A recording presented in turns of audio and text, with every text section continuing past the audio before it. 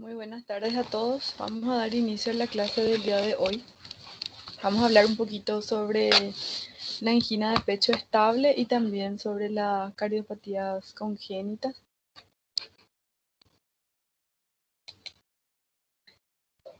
La angina de pecho estable constituye una isquemia miocárdica transitoria.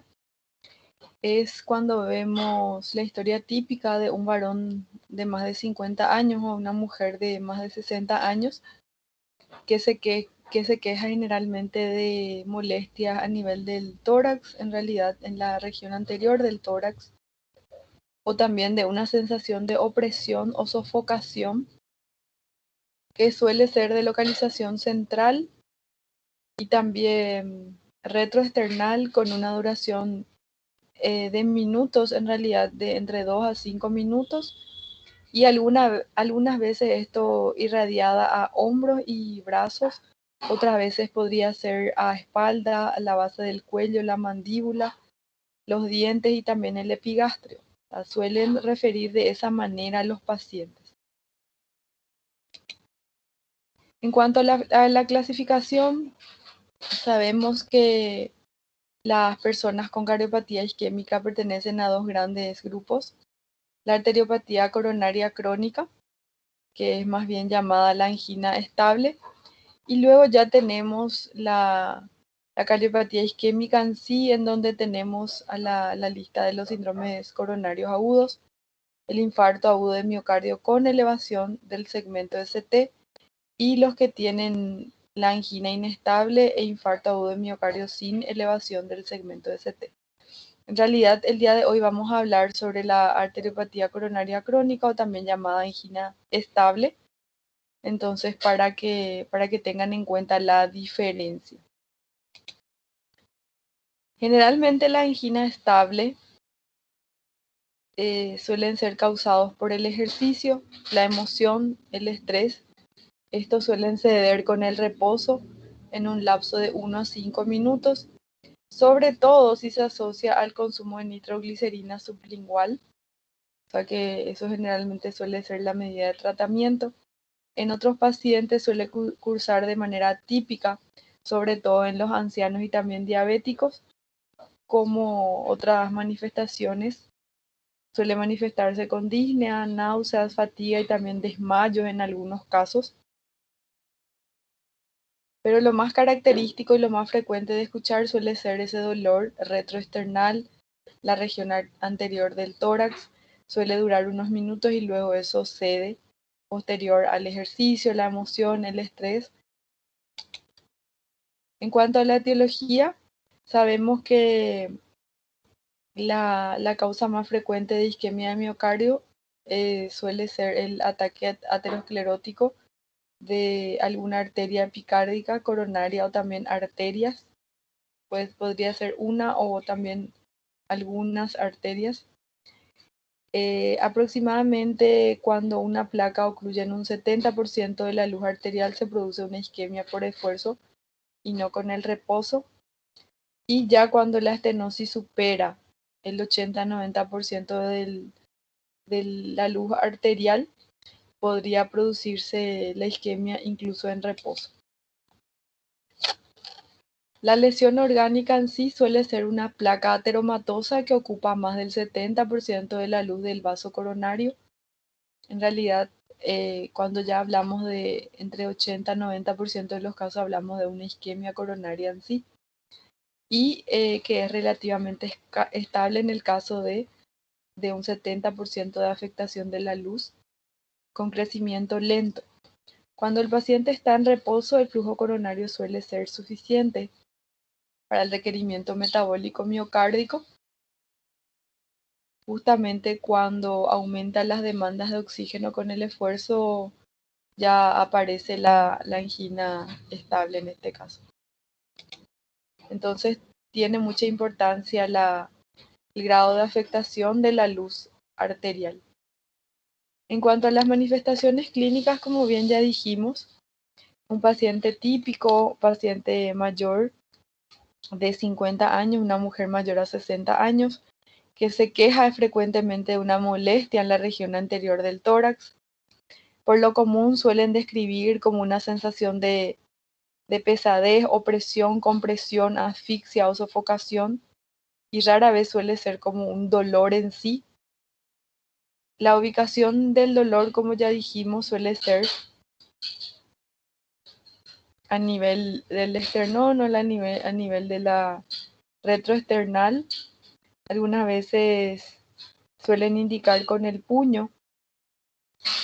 La molestia suele ser progresiva, central y también subesternal en algunos casos. La angina es de naturaleza creciente, decreciente, o sea, por momentos eso va en aumento, la molestia en realidad, y luego ya con el reposo vuelve a disminuir, dura unos minutos. Esto puede irradiar, como bien ya dijimos, algunos de las regiones como hombros, ambos brazos o también el del lado izquierdo. Otras veces se origina o se irradia hacia la espalda o la región interescapular. En realidad, la característica relevante en este caso sería que primero inicia con una molestia, algún dolor y eso luego va decreciendo en el lapso de 2 a 5 minutos. En cuanto a la exploración física, generalmente encontramos pacientes normales que no presentan algún signo específico. También se debe explorar en busca de santomas, enfermedad vascular periférica. También la exploración del fondo de ojo es importante, signos de anemia, problemas tiroides, manchas de nicotina en los dedos, presencia de abdomen prominente en los pacientes con obesidad central.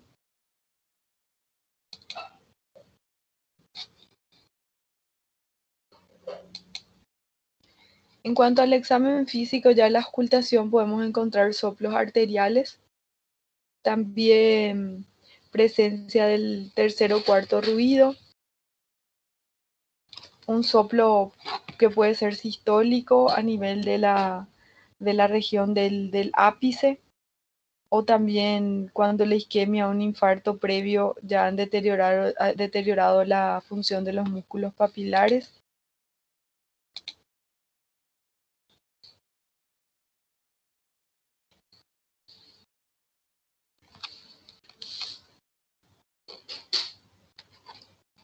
Está bien, voy a hablar un poquito más fuerte.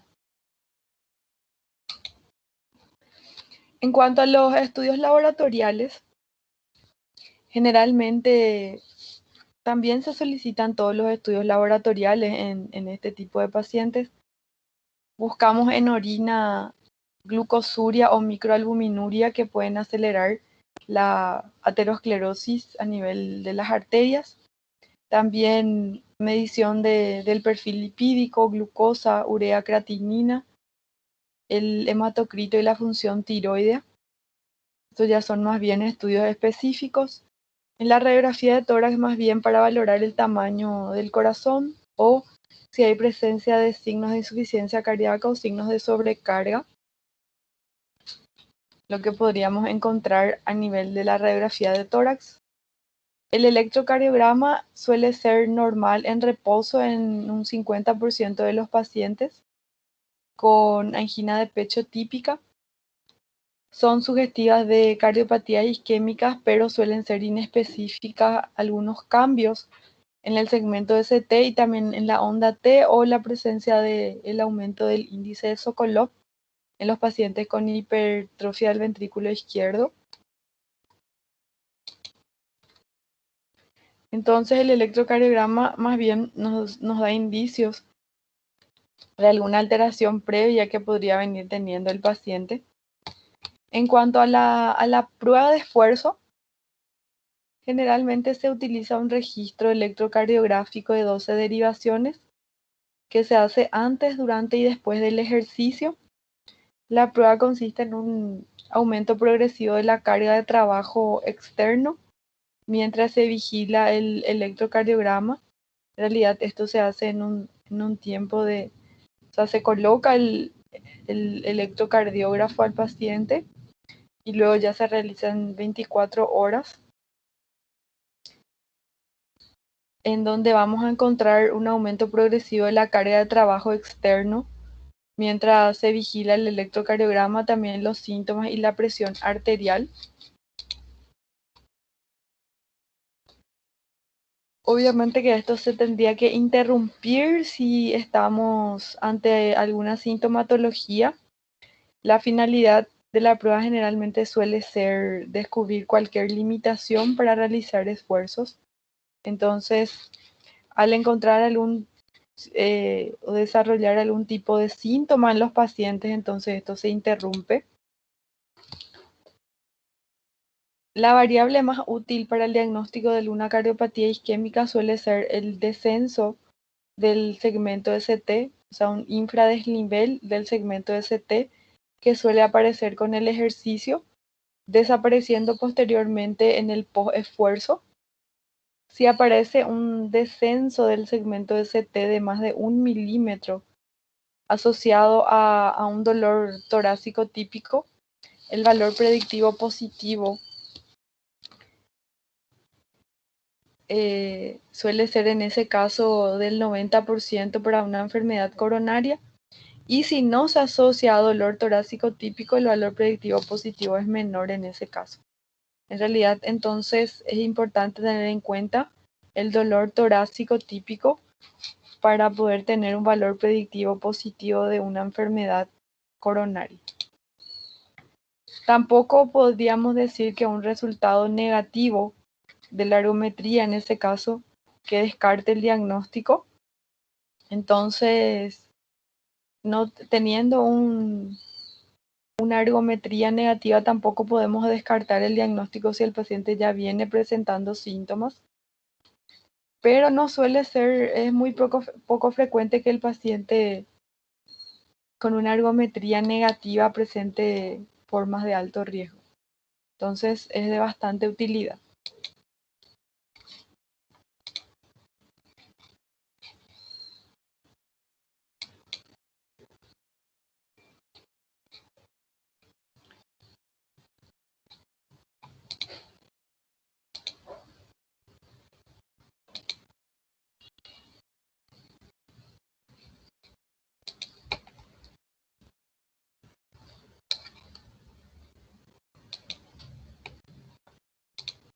Bueno, en cuanto a los estudios de imagen o los estudios imagenológicos, tenemos a la tomografía por emisión de positrones utilizando amoníaco, también rubidio. Es una técnica para valorar la isquemia regional luego del ejercicio, comparando con las obtenidas en reposo.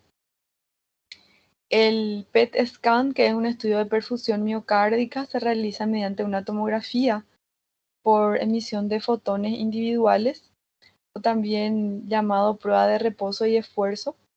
Permite estudiar el flujo del corazón y valorar signos de isquemia miocárdica.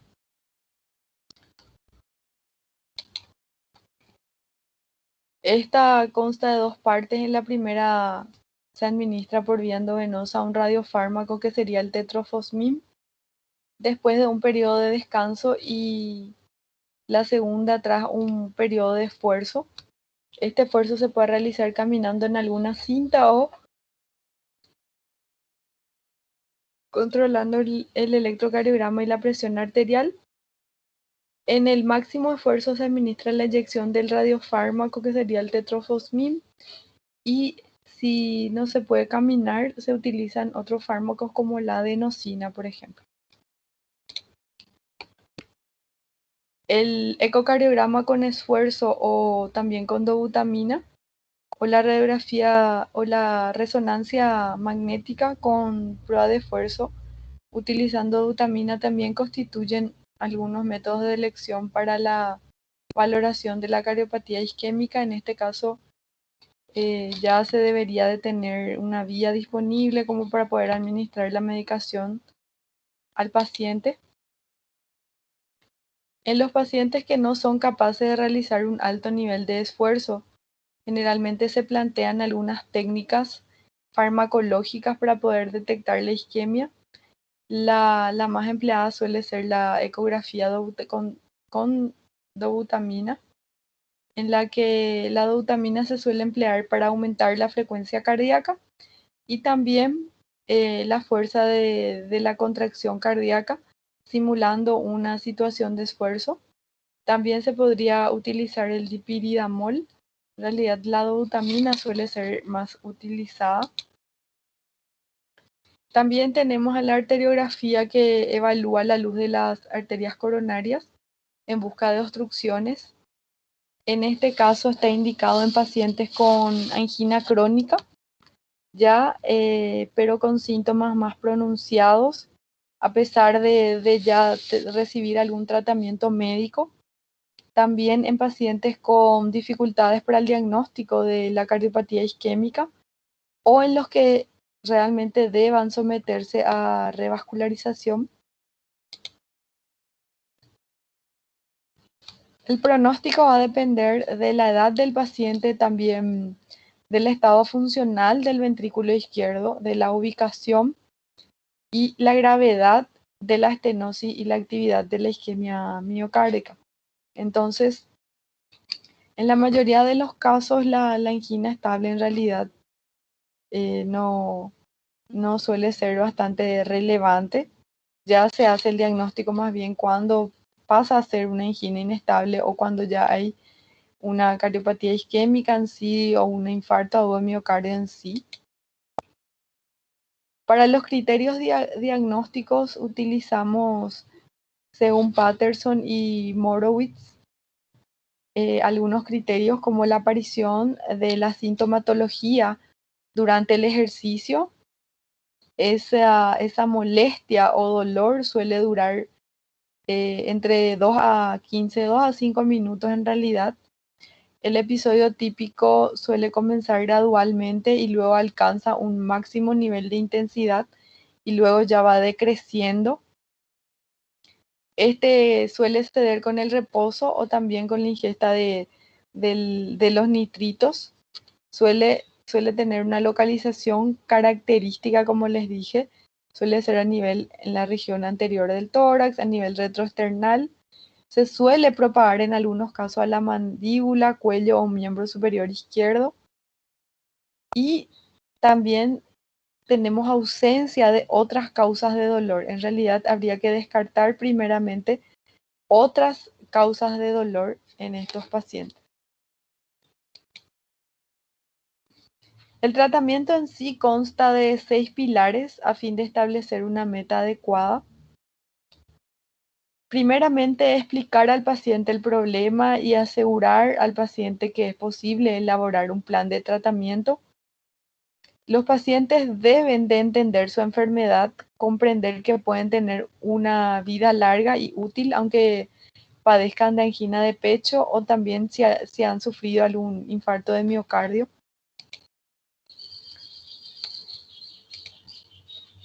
También identificar y atender los cuadros que agravan el problema, o sea, los factores de riesgo previos como eh, la hipertrofia del ventrículo izquierdo, en realidad posterior, eso como consecuencia de la hipertensión arterial, la obesidad, el hipertiroidismo, también la anemia, que son situaciones que agravan el problema en estos casos.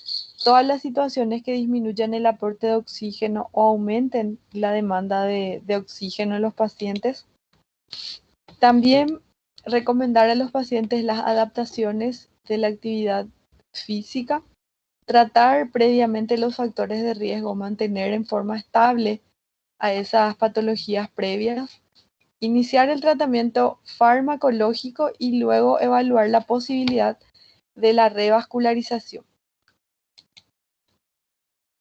El tratamiento en sí el tratamiento farmacológico con los nitratos, sabemos que son fármacos bastante útiles para la angina de pecho, que se encargan, o en realidad la farmacocinética sería que producen dilatación sistémica, luego disminución de la necesidad de oxígeno, dilatación de los vasos epicárdicos y mayor flujo sanguíneo a las arterias colaterales, a los vasos colaterales.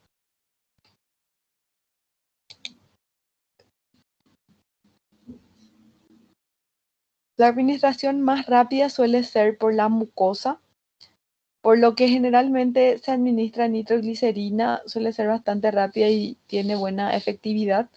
Se administra nitroglicerina sublingual en comprimidos de 0,4 a 0,6 miligramos para poder aliviar el dolor o también en algunos casos, como los pacientes refieren, como una molestia, no un dolor en sí.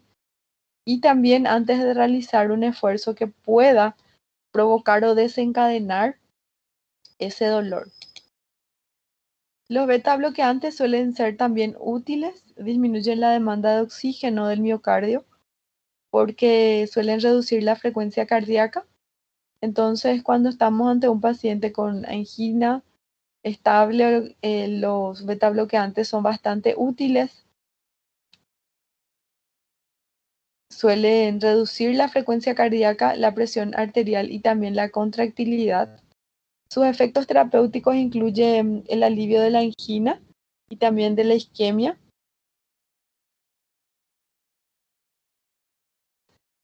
Suelen haber ciertas contraindicaciones para los beta bloqueantes.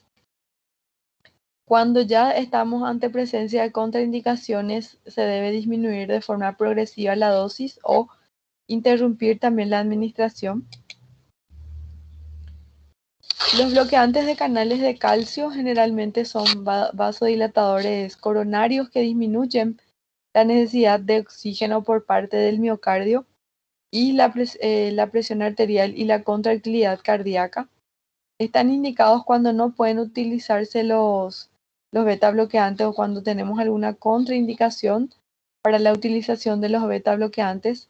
Como sabemos, en los pacientes asmáticos, por ejemplo, están contraindicados los beta bloqueantes. Entonces, los bloqueantes de canales de calcio se utilizan en los casos en los que no puedan utilizarse los beta bloqueantes en la angina de pecho o cuando ya los beta bloqueantes en sí no producen mejoría del cuadro. También se demostró que los beta bloqueantes prolongan la esperanza de vida después de un infarto agudo de miocardio. Entonces, como indicación, cuando ya hablamos de hipertensión arterial también, habíamos dicho que en pacientes posterior a un infarto de miocardio, sí es lo ideal como en realidad como segunda línea, es lo ideal de indicar de indicar los beta bloqueantes. Esto generalmente no hacen los antagonistas de calcio, que aumentan la esperanza de vida. Esto sí más bien ocurre con los beta bloqueantes. Entonces, razón por la cual son preferibles en pacientes con angina y daño del ventrículo izquierdo.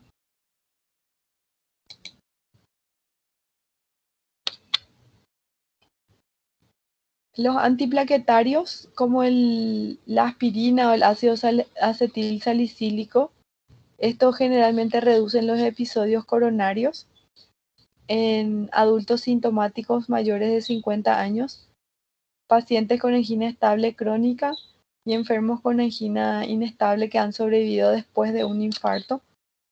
Entonces, en esos casos sí está recomendado la utilización de antiplaquetarios. La dosis suele ser entre 75 a 325 miligramos por día. En realidad utilizamos siempre el de 125 miligramos.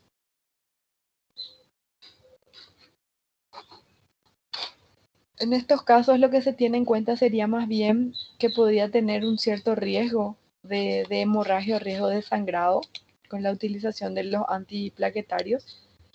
El clopidogrel, que suele utilizarse una dosis de 75 miligramos por día como mantenimiento, tiene los mismos efectos también que la aspirina. La combinación de ambos fármacos se limita a los episodios agudos, en donde ya cuando veamos cardiopatía isquémica vamos a ver la carga antiisquémica. O también en aquellos pacientes que van a ser sometidos a endoprótesis de la arteria coronaria. Pero en estos casos habría que tener bastante en cuenta estos medicamentos y también tener mucho cuidado por el riesgo de sangrado que implica su utilización. La revascularización se ha dicho que se realiza este tipo de procedimiento cuando existen fases inestables de la enfermedad, cuando tenemos síntomas resistentes al tratamiento farmacológico, tratamiento médico, presencia de isquemia grave o anatomía coronaria de alto riesgo, como también así la diabetes y los trastornos de la función del ventrículo izquierdo. La revascularización debe utilizarse generalmente con la modificación de los factores de riesgo y también valorar el tratamiento médico, pero esto no lo sustituye.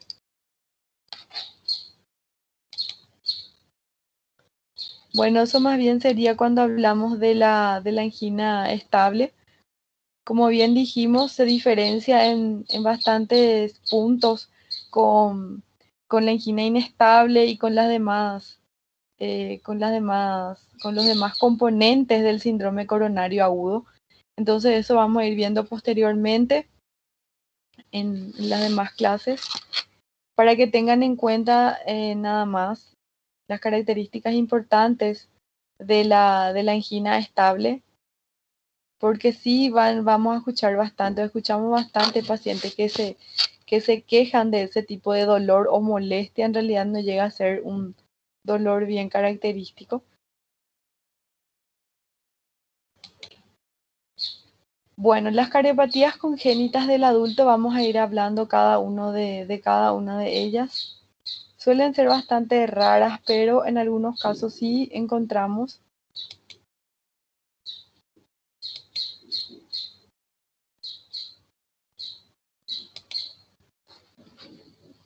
En cuanto a la clasificación, vamos a ver cuáles son las cardiopatías congénitas cianógenas o cianotizantes o acianógenas. Estas son malformaciones estructurales del corazón y también los grandes vasos que existen desde el nacimiento. Suelen ser las malformaciones congénitas más comunes, pero también así de más mal pronóstico. Las cardiopatías acianógenas, en donde la sangre oxigenada sufre un cortocircuito desde las cavidades cardíacas izquierdas hacia las derechas, pero sin que se mezcle la sangre con sangre oxigenada en la circulación sistémica. En este caso tenemos a la comunicación interventricular, la comunicación interauricular, el conducto arterioso persistente y luego ya la coartación de aorta.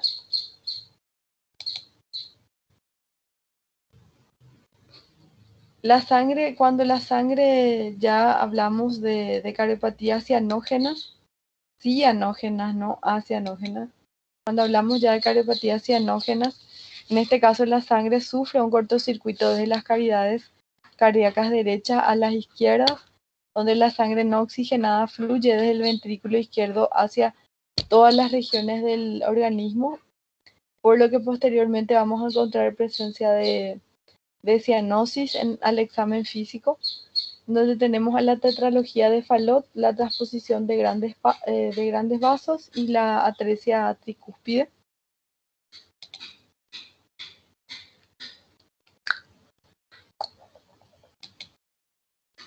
Bueno, en cuanto a la comunicación interauricular, vemos que es una anomalía frecuente del corazón, a veces identificada por primera vez ya en la etapa adulta. Suele afectar más frecuentemente a las mujeres. Esta denota la deficiencia verdadera del tabique interauricular, que es la manifestación en sí de la comunicación interauricular. Entonces, una deficiencia casi completa del tabique interauricular e implicancia de una permeabilidad anatómica funcional. El cortocircuito de izquierda a derecha origina sobrecarga diastólica del ventrículo derecho y un mayor flujo por la arteria pulmonar en ese caso. Los pacientes generalmente no presentan síntomas en las etapas iniciales de la vida, sino más bien ya en la etapa adulta. Otros pueden mostrar algún retraso en el desarrollo físico y mayor tendencia a las infecciones respiratorias. O sea que generalmente se presentan con infecciones respiratorias recurrentes. Los ancianos y también los adultos y ancianos muestran síntomas cardiorrespiratorios, alguna que otra arritmia auricular o hipertensión pulmonar. La clasificación, vemos que todo depende de la región de la fosa oval, suele ser en este caso la comunicación interauricular tipo ostium secundum, involucra más a la región de la fosa oval, suele ser el más frecuente. Luego la comunicación interauricular tipo ostium primum, la comunicación interauricular tipo seno venoso se asocia frecuentemente a un drenaje venoso anómalo de las venas pulmonares.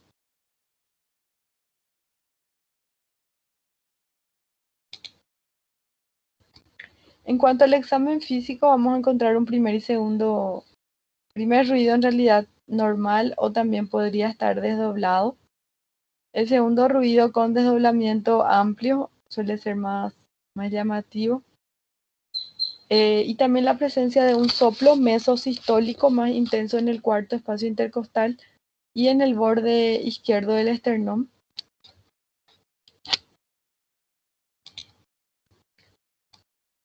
A nivel del electrocardiograma, en la comunicación interauricular de tipo ostium secundum también puede haber una desviación del eje a la derecha y un perfil RSR en las precordiales derechas. En las comunicaciones interauriculares de tipo ostium primum existe alguna desviación a la izquierda. Podemos encontrar a nivel de la radiografía de tórax un agrandamiento de la aurícula, que muchas veces también no se observan, o más bien ya cuando la enfermedad esté bien avanzada. Y también el ventrículo derecho de la arteria pulmonar y sus ramas. Entonces, agrandamiento de aurícula, ventrículo derecho y también arteria pulmonar y sus ramas. En el ecocardiograma sí se podría observar dilatación de la arteria pulmonar, se realiza alguna medición, y también de la aurícula o el ventrículo derecho. Esto más bien se ve menos o podría no verse en la radiografía de tórax.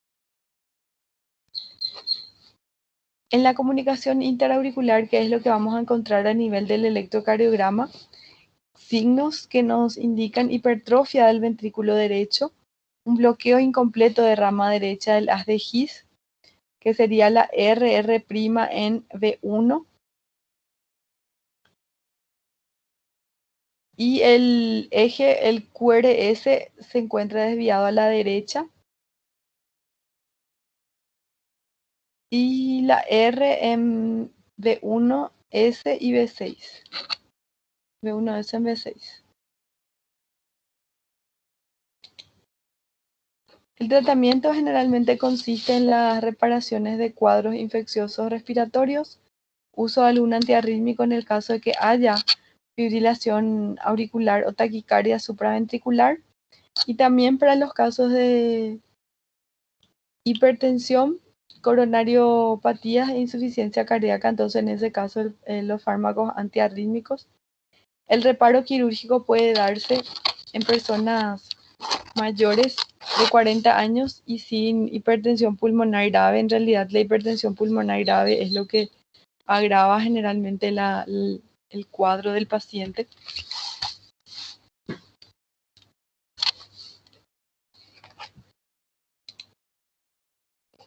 La comunicación interventricular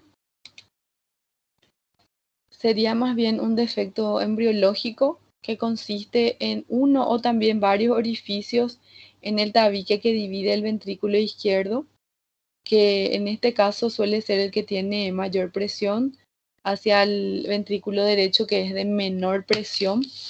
Entonces suele ocurrir que hay un defecto en esa localización. Suele ser más frecuente en este caso en niños. Como dijimos, de la comunicación interauricular suelen pasar desapercibidos durante la infancia y ya aparece más bien durante la edad adulta. Generalmente suele ser una alteración única y su trastorno funcional depende del tamaño y también del estado del lecho vascular pulmonar. Ya cuando se hace el diagnóstico más en etapas tardías suele estar más evolucionada.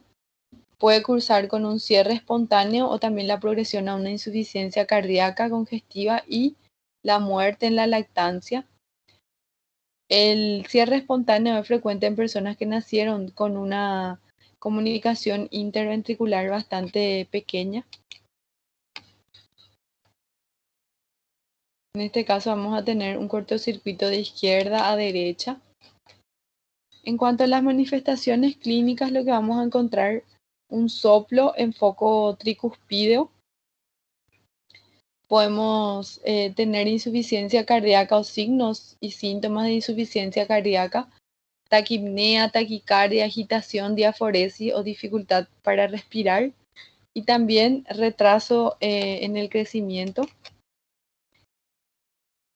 El lecho vascular pulmonar suele ser el factor determinante de las manifestaciones clínicas y la evolución de la comunicación interventricular.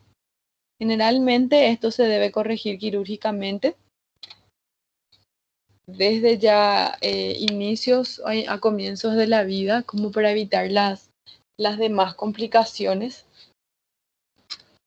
Esperen un ratito.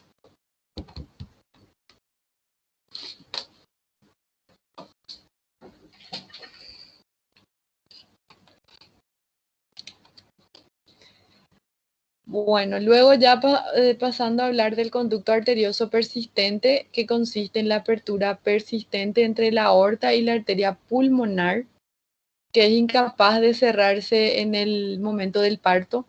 Esto más bien predomina en los prematuros de sexo femenino, en la mayoría de los casos en mujeres. Infecciones, ante infecciones durante el primer trimestre de si hay afectación por rubeola. Entonces, en esos casos podría darse el conducto arterioso persistente. En circunstancias normales, el conducto vascular está abierto en el feto, pero ya posteriormente, inmediatamente después del nacimiento, eso se debería de cerrar. En adultos con esta anomalía puede surgir un soplo continuo en la mitad superior del borde esternal izquierdo, acompañado de un frémito. En realidad, el frémito es la palpación del soplo.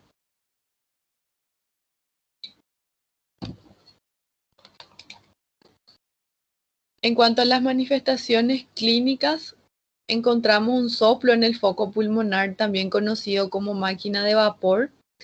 También pacientes con insuficiencia cardíaca franca.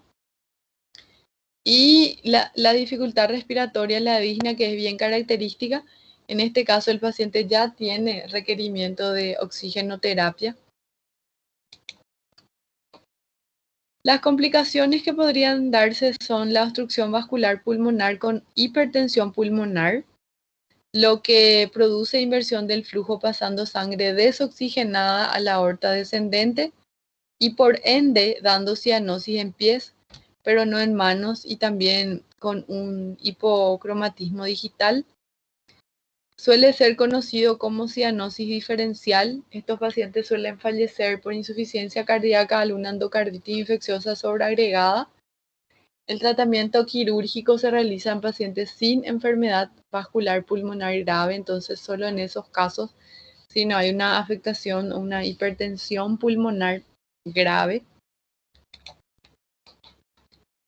Luego ya hablando de la coartación de la aorta, o también llamado estrechamiento de la aorta, que suele observarse en cualquier punto del trayecto de la aorta, pero más a menudo suele presentarse en un punto distal al nacimiento de la arteria subclavia izquierda. Suele ser más frecuente en varones y en particular en los pacientes con digenesia gonadal como el síndrome de Turner. Suelen estar asociados en esos casos. Vemos que tenemos una estrechez a nivel de la aorta, suele ser más frecuente en un punto distal al nacimiento de la arteria subclavia izquierda, como vemos en la imagen. Las manifestaciones clínicas van a depender del sitio y también de la magnitud de la obstrucción. En un 10% de los casos vamos a encontrar también aneurisma a nivel del polígono de Willis, que suele conllevar a un riesgo de rotura y posterior muerte. Entonces suelen estar asociados también un aneurisma en el polígono de Willis. Pueden estar asintomáticos o también podrían tener cefalea, frialdad de extremidades y claudicación con el ejercicio. A nivel del aparato cardiovascular, lo que podemos encontrar, un soplo cardíaco, también hipertensión en las extremidades superiores y desaparición o disminución del pulso en las arterias femorales. Las extremidades superiores y también el tórax pueden mostrar mayor desarrollo que las extremidades inferiores.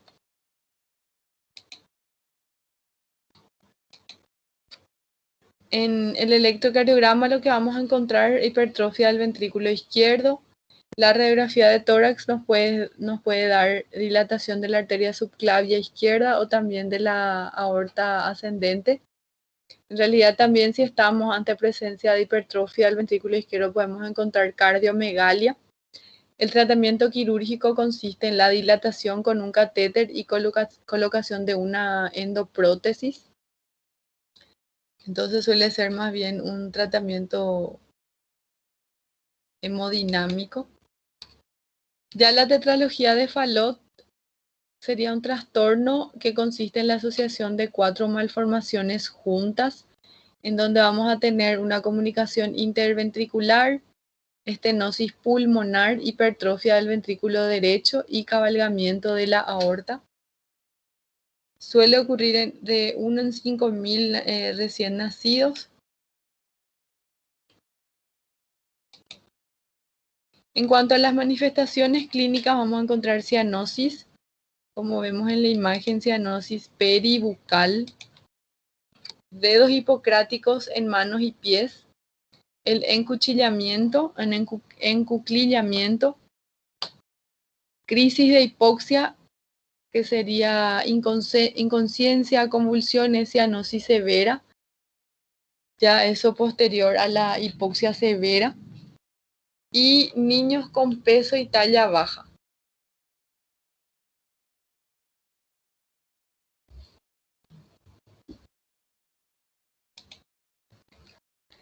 El encuclillamiento que dijimos sería esa posición que adopta el paciente, que lo que hace es aumentar la resistencia periférica, reduce el retorno venoso, especialmente de flujo acidótico proveniente de los miembros inferiores.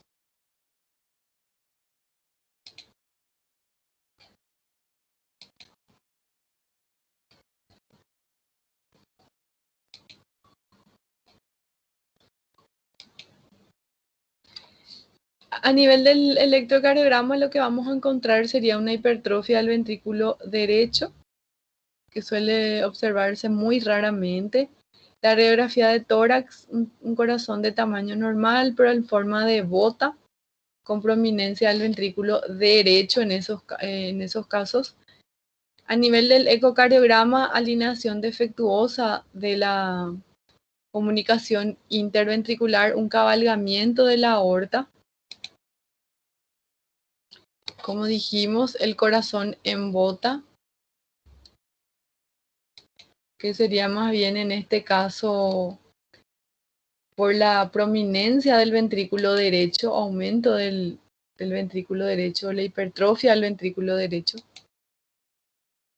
Luego la transposición de grandes vasos. Vemos que es un trastorno en donde la arteria pulmonar y la aorta se hallan en posición inversa. La aorta está unida al ventrículo derecho y la arteria pulmonar al ventrículo izquierdo. Suele haber inversión en este caso. Esto crea dos sistemas circulatorios separados que resultan incompatibles con la vida.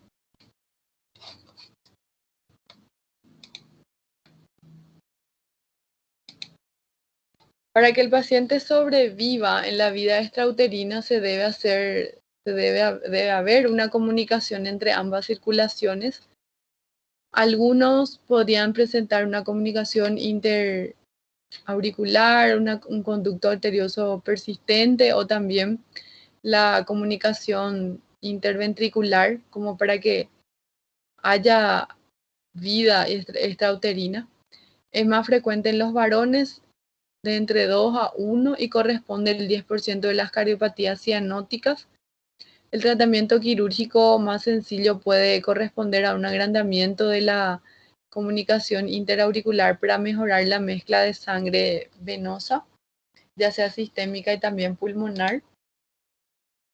En cuanto a las manifestaciones clínicas que vamos a encontrar, la cianosis, insuficiencia cardíaca, un paciente con taquipnea, taquicardia, agitación, diaforesis, dificultad respiratoria. Y los dedos hipocráticos de manos y pies. Como vemos en la imagen, esos son los llamados dedos hipocráticos o también dedos en palillos de tambor, que vamos a ver en varias patologías también, ¿verdad? Pero en este caso podemos encontrar en una de estas malformaciones congénitas la transposición de grandes vasos. Estas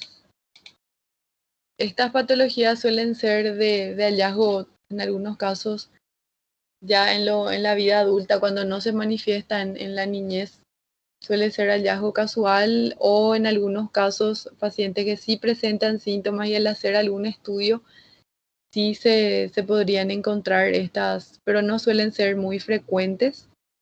Entonces, para que tengan en cuenta que no suelen ser bastante frecuentes, pero sí es importante conocer el mecanismo, las manifestaciones clínicas y en algunos casos alguno que otro tratamiento que se podría de realizar.